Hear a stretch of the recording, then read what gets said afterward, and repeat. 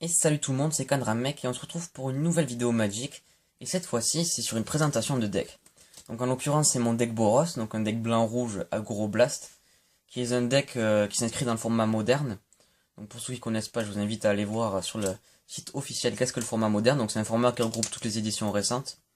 C'est un format qui est assez popularisé, donc on va dire il y a pas mal de tournois autour et tout, donc c'est assez sympa. Donc c'est pas un deck compétitif, mais j'aimerais bien le monter un jour compétitif, mais en tout cas il est fun. Il est assez puissant. Donc on va commencer tout de suite par la base de mana. Je joue 21 landes. Donc on va dire c'est assez commun, hein, c'est plutôt général 21 landes. Je pourrais en jouer peut-être un peu moins pour un deck aggro, mais j'aime bien 21 parce que j'ai besoin de quand même de pas mal de mana coloré. Et également j'ai pas mal de finishes qui nécessitent du mana. Donc bon, on va voir ça par la suite. Donc déjà je joue 9 montagnes. Donc jusque là rien d'exceptionnel. Je joue également 7 plaines. Donc un peu moins que des montagnes parce que justement, les montagnes vont servir pas mal pour les blasts, qui sont assez nombreux pardon, dans le deck. Ensuite, on va retrouver justement 4 bilands, donc des rectorats du haut des falaises. Donc, je vais quand même vous montrer pour ceux qui ne connaissent pas. Donc c'est un bilan qui arrive tape, à moins que je contrôle une plaine ou une montagne. Donc en l'occurrence, c'est parfait pour nous. Et enfin, je joue une forteresse des tueurs. Donc pourquoi qu'une? Parce que ça ajoute du mana incolore, et malheureusement j'ai besoin de pas mal de mana coloré dans mon deck. Après, ça permet de donner un second souffle au deck, donc voilà, je sais pas si vous pouvez lire l'effet. Pour un mana rouge, un mana blanc, je le tape, la créature ciblée gagne plus de plus 0, acquiert la vigilance et la sécurité jusqu'à la fin du tour. Donc c'est quand même vachement sympathique. J'en mets qu'un, comme je dis, à cause des mana colorés, mais sinon j'en mettrai deux sans aucun problème. Donc voilà, ça c'est au niveau des manas, on va enlever vite tout ça, hop. Et maintenant, on va passer au niveau des tours 1. Donc les tours 1, ils sont au nombre de 3, enfin on va dire 2 parce que le troisième on le jouera quasiment jamais, tour 1, pardon. Donc déjà, le meilleur tour 1 en raid, c'est bien sûr le guide gobelin. Donc je m'excuse, il est en anglais par contre, donc je vais vous le lire quand même. Donc en fait, pour 1, on a une 2-2 célérité, donc il peut attaquer dès le tour où elle arrive. Et à chaque fois qu'elle attaque, le joueur défenseur révèle la carte du dessus de sa bibliothèque. C'est une carte de terrain. Il la met dans sa main, et sinon, il se passe rien. Donc ça, on va dire, je vais le mettre là. C'est une carte qui est à la fois cool et pas cool, parce que déjà pour 1, on colle 2. Premier tour en général, c'est quand même pas mal. En même temps, ça donne du card advantage à l'adversaire parce que lui, ça lui accélère sa sortie. Si c'est un terrain, c'est tout bénef pour lui. Mais en même temps, nous, ça nous aide aussi parce qu'on sait ce qui va arriver. Donc c'est une carte qui, on va dire, qui est assez controversée. Moi, perso, c'est le meilleur tour 1. En rouge, bien sûr, pour moi. Et puis voilà, c'est mon avis, donc au pire, voilà. Ensuite, on trouve la représentation de la destinée. Donc un tour 1 qui est vraiment énorme aussi. L'avantage, c'est qu'on peut le jouer soit avec un mana blanc, soit un mana rouge. Hop, je vais descendre un peu. Donc, la représentation de la destinée, son effet c'est très simple, en fait il va s'auto-booster. Donc pour 1 on va le transformer en 2-2, de là pour 3 on va le transformer en 4-4, et ensuite en 8-8 vol initiative. Donc c'est vraiment une créature hyper forte, qui va se prendre tous les anti-bêtes, ça je peux vous l'assurer. Parce qu'en fait, cette créature, elle va surtout être forte en mid-game, late-game, parce qu'en fait elle va vraiment se booster à fond, et puis à la fin elle va mettre des grosses baffes quoi. Parce que 8 vol initiative, ça pose quand même les conditions. Et enfin, le dernier tour 1 qui n'en est pas vraiment un, c'est bien sûr Foudre, le blast hyper connu. Donc pour 1, on inflige 3 blessures à une cible créature au joueur. Donc voilà, pas de surprise, c'est normal que je joue dans un deck qui veut un peu de blast, qui veut avoir un peu de blast, on va dire. Voilà, ça se joue pas tour 1 parce qu'en général ça sert à gérer les créatures ou éventuellement à finir l'adversaire. Bon, après si on est vraiment dans une optique full aggro, ça peut se jouer tour 1, il n'y a pas de souci. Donc voilà, ça c'était les tours 1. Maintenant on va passer au tour 2, donc qui sont les plus nombreux. Donc, on va commencer par les blasts. Tout d'abord le jet de magma. Le jet de magma qui est un blast pour 2, on colle 2 à une cible créature au joueur. Et regarde 2. Alors on va me dire pourquoi. Parce que déjà pour 2, coller 2 c'est pas vraiment super. Voilà, il y a Foudre qui fait mieux pour 1. Mais en fait c'est le regard qui va être intéressant, surtout en rouge. Ça va nous permettre de contrôler un peu notre pioche. Et puis en même temps ça va gérer des créatures avec les blessures bien sûr. Mais surtout, ce qui va être utile, c'est de pouvoir éviter de piocher des landes et de ralentir notre sortie, parce qu'on est quand même un deck aggro, donc faut qu'on tue assez vite. Donc ensuite, on va trouver l'hélice d'éclair. Donc ça, c'est vraiment un blast hyper fort que j'adore. Donc pour 2, on colle 3 et on gagne 3 points de vie.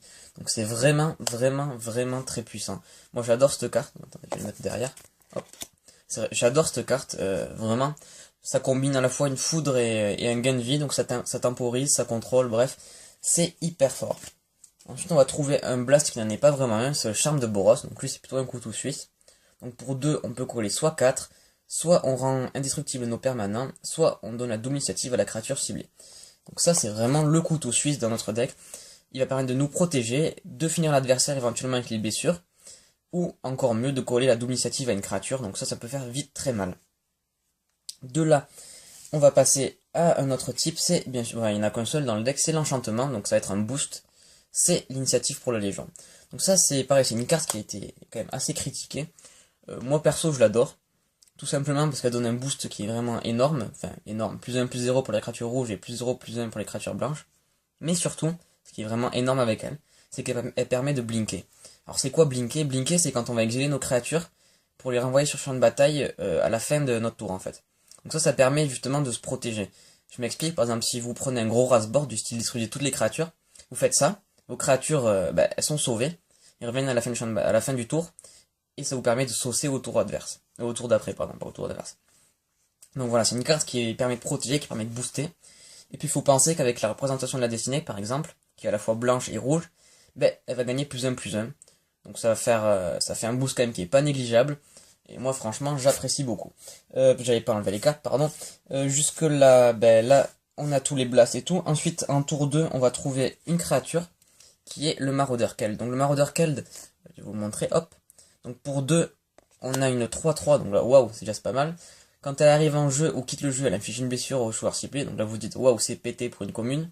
Mais malheureusement, elle part au bout de 2 tours. Donc ça c'est son effet disparition 2. Donc on va dire c'est à la fois cool et pas cool. Bon, en même temps c'est quand même très cool parce qu'on est pour 2, on est sûr de coller 2. Bon, c'est déjà pas mal. Et on peut éventuellement coller 5. Voire plus si on met double initiative ou tout ça, mais bon, on va dire en général on colle 5. Ce qui est quand même pas négligeable du tout. Voilà, donc ça c'était au niveau des tours 2. Au niveau du tour 3, hop, je vais virer les tours 2. Au niveau du tour 3, on va en trouver un seul. C'est l'Ilias de Boros. Donc voilà. Quel tour 3 vous allez me dire? Top. Donc l'Ilias de Boros, pour 3 mana coloré, donc ça c'est un peu chiant par contre, on a une 3-3 qui, à chaque fois qu'elle subit des blessures, elle inflige autant de blessures à une cible créature au joueur. Et pour 1, elle gagne l'initiative. Donc je vais expliquer en quoi c'est fort ça. Par exemple, si elle prend 2 blessures, pof, elle peut les rediriger vers l'adversaire et donc le blaster. Donc ça c'est vraiment très puissant. Ça va faire un blast sur patte en fait. C'est pour ça que c'est très joué dans les decks blanc-rouge. Enfin, en tout cas avant. Et on arrive enfin au tour 4. Les tours 4 qui sont les finishes. Donc on va trouver 2 Planeswalkers. Donc le premier c'est Adjani le Vengeur. Adjani le Vengeur qui est un Planeswalker plutôt sympatoche. Bon c'est pas le meilleur mais il est sympatoche. Donc son plus 1, le permanent ciblé ne s'égage pas pendant la première étape de dégagement de son contrôleur. Donc ça peut être sympa pour engager un land ou même une créature. Son moins 2, c'est une hélice d'éclair, donc on va coller 3 et gagner 3 points de vie. Et son moins 7, alors ça, par contre, c'est jouissif. C'est détruire tous les terrains que le joueur ciblé contrôle. Donc ça, c'est vraiment ta gueule, voilà. En clair, ça fait ça. Bon, ensuite, on a Elspeth Chevalier Errante. Donc elle est vraiment, mais vraiment très puissante. C'est vraiment l'une des meilleures Planeswalkers en blanc. Donc son plus 1, c'est on pop un token 1-1 blanc soldat, donc jusque là rien d'extraordinaire, vous allez me dire. Mais son autre plus 1, lui, est vraiment pas mal. La créature ciblée gagne +3/+3 et acquiert le vol jusqu'à la fin du tour. Donc vraiment ça c'est hyper puissant. Je vous laisse imaginer quand même, par exemple sur un Elias, on lui colle +3/+3, donc déjà c'est une 6-6, avec Charme de Boros on lui colle la double initiative, boum, on colle 12. Donc ouais, ça c'est vraiment, mais vraiment pas négligeable du tout. Voilà. Et enfin, dernier tour 4 qui n'est pas un Planeswalker, mais une créature très sympathique, c'est, hop, je vais vous montrer, Chevaucheur Infernal. Chevaucheur Infernal, donc, pour 4, une 3-3 célérité. Jusque là rien de super, vous allez me dire, et pourtant son effet après est vraiment énorme. À chaque fois qu'une créature que vous contrôlez attaque, le chevaucheur infernal inflige une blessure au joueur défenseur. Donc ça c'est vraiment, mais vraiment très puissant, je peux vous le dire, ça m'a sauvé des games. Tout simplement parce qu'on suffit d'attaquer avec tout. Et souvent on collera bien 6 ou 7 blessures comme ça. Et après, s'il y en a une qui passe, ça fait que des dommages en plus, donc bon. C'est vraiment tout bénef pour nous, ça fait des grosses phases de sauce. Et en général ça finit bien l'adversaire. Donc au niveau du side, j'y ai pas fini, mais bon, on va quand même le présenter viteuf. J'ai mis des créatures qui me permettent, et aussi des sorts qui me permettent on va dire, de contrer les mauvais match-up qui sont en général contrôle ou un autre aggro qui va plus vite que nous. Donc déjà j'ai mis le soldat du Panthéon. Hop, soldat du Panthéon pour 1, on a une 2-1 blanc. Protection contre le multicolore, et à chaque fois qu'un adversaire lance un sort multicolore, vous gagnez un point de vie. Donc ça c'est vraiment contre les jeux tricolores, 4 couleurs, voire même 5 couleurs s'il y a un jeu Zo. Donc ça peut être vraiment pas mal, ça temporise à mort. C'est une carte que au début j'ai mis à main deck, mais après elle s'avère un peu useless un peu inutile contre d'autres decks, donc bon, je l'ai laissé en side et je pense que je vais la laisser en side. Ensuite, on va trouver à la grâce des dieux, un éphémère blanc. La créature ciblée que je contrôle acquiert la protection que la couleur de votre choix jusqu'à la fin du tour. Et regard 1. Donc déjà, le regard, c'est hyper appréciable, tout simplement comme pour la même raison que le jet de magma.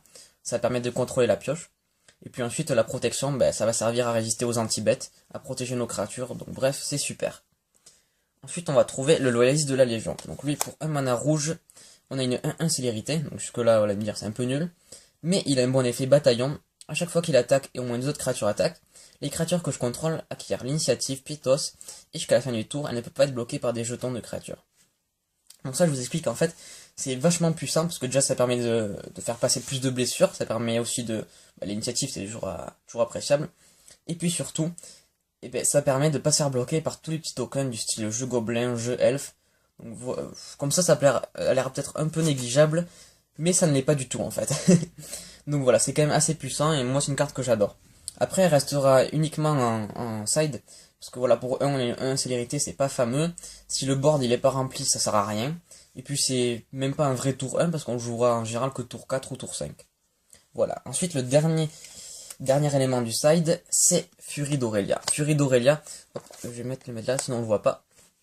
Furie d'Aurélia, donc pour X, un mana rouge et un mana blanc. Elle inflige X blessures réparties comme je désire entre n'importe quel nombre de cibles créatures au joueur.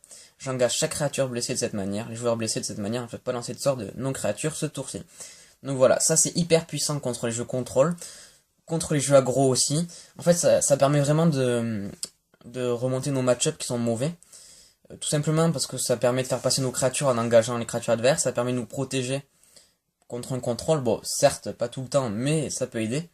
Et puis en même temps ça fait une boule de feu quoi, donc ça peut blaster, ça... Donc, vraiment c'est une carte qui est pas mal. Ça reste un side parce que c'est quand même assez cher. Il faut payer X quoi, donc voilà, c'est... Pour un jeu aggro c'est quand même pas terrible. Peut-être que je le rentrerai à main deck, je sais pas encore, ça on verra plus tard. Voilà, donc ça c'était au niveau du deck. Ensuite, au niveau des modifications qui vont peut-être apparaître, tout simplement des cartes qui sont assez connues comme le Diable Vexatoire, même contre les... comme les Fondrières Sacrées. Qui sont des bilans des Ravelands où il faut payer 2 points de vie. Voilà, donc ça c'est des cartes qui sont assez connues, des cartes qui malheureusement valent un peu cher, donc je sais pas comment m'en procurer, mais si j'en ai, je les rentrerai, c'est sûr. Voilà, merci d'avoir regardé la vidéo jusqu'au bout. Si le deck vous a plu, n'hésitez pas à le dire. Si vous avez des conseils, n'hésitez pas à le dire. Si vous avez des questions, n'hésitez pas. Voilà, pareil. Et puis, si vous voulez vous abonner, ce sera avec plaisir. Laissez un like, c'est pareil. Allez, tchou.